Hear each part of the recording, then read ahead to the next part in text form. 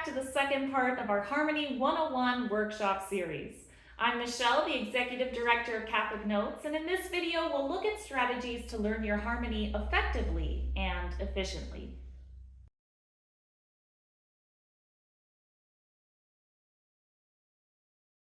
Whenever we have music in front of us, what's the first thing we want to do?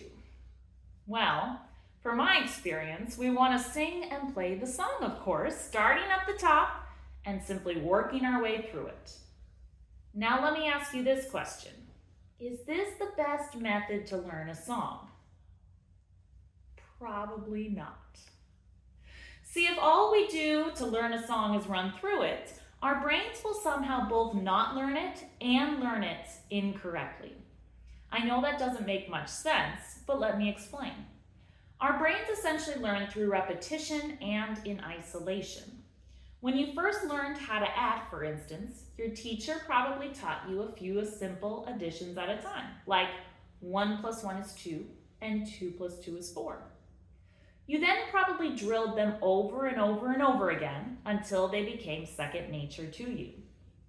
Your teacher then taught you a few more simple additions, which were then drilled and added to the equations you already learned.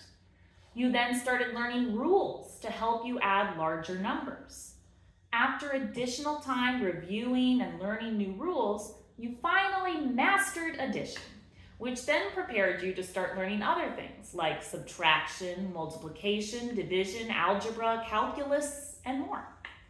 What your teacher didn't do was teach you everything about addition all at once, nor did they try to teach you other mathematical concepts at the same time. As really good as it feels to skip all that hard work phase in our practicing and just make music, it is super important that we learn music the way we learn to add, by looking at one element a little bit at a time. As boring and frustrating as this can be, it does many beneficial things for us. First, it doesn't overwhelm our brains by learning too much at once.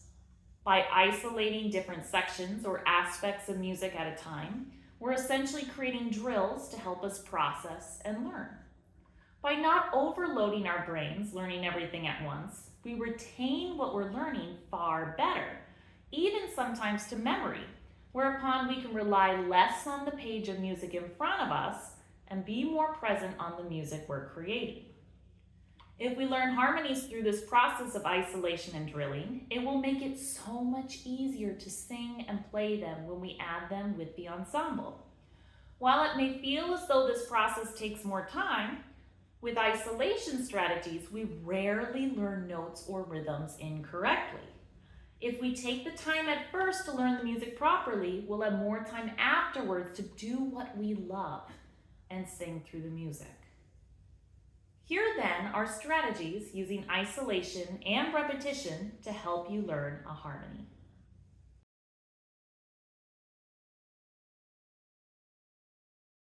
As I mentioned, one of the reasons we can stumble while singing is because we're trying to read everything all at once, including the lyrics.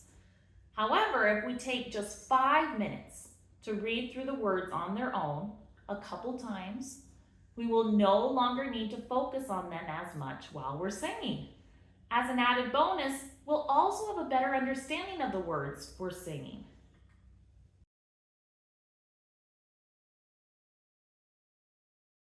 Some hymns have tricky rhythms, especially ones that are syncopated or in 6/8 time.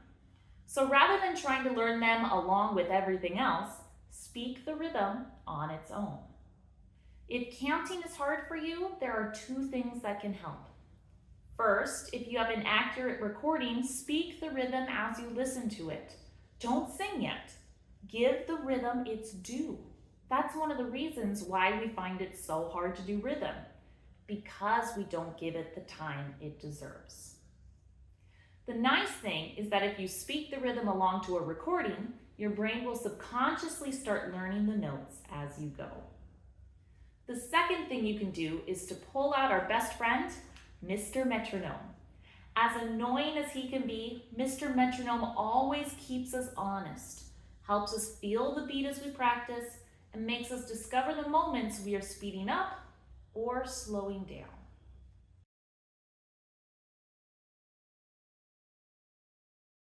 Yes, we're learning the notes in this step, but we're again going to do all we can to help our poor brains really learn the song. Take one line and drill the notes. Drill them over and over and over again until it feels like second nature. Then take the second line and drill that. Once you've learned a few lines, try singing or playing them together a few times. Continue in this manner, learning one line at a time until you can sing all the notes comfortably. Sure, this may feel pedantic, boring, too easy, and you know what? That's great! This means your brain is really learning the music. Now, if there's a particular spot you're struggling with, I offer 3 strategies to help you overcome it. First, learn the spot backwards. Here's an example of a tricky harmony line.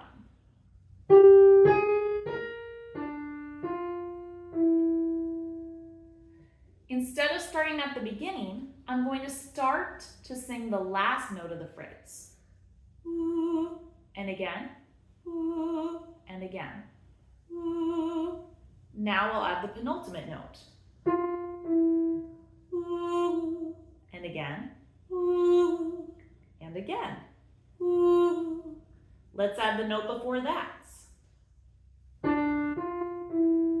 Ooh, ooh, ooh.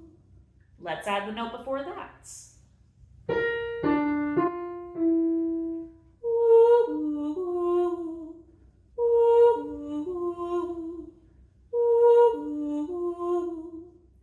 Finally, I'm ready to sing the whole phrase.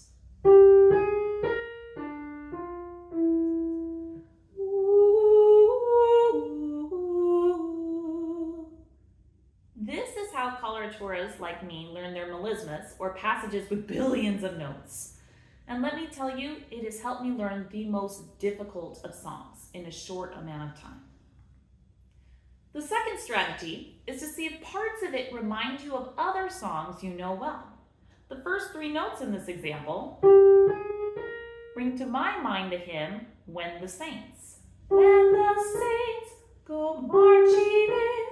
If I think about that song then, as I start singing this passage, my brain's going to have an easier time remembering what this phrase sounds like. Do-do-do, do-do-do. Sometimes I even add those words of the hymns that help me remember this. When the saints do-do-do. The last strategy is to split a phrase into 2 parts, learning each part separately and then putting it all back together. In this instance, the hardest part is that huge leap from B flat to D. What I'm going to do then is temporarily put a huge break in the song between those 2 notes and sing it that way a few times. Break.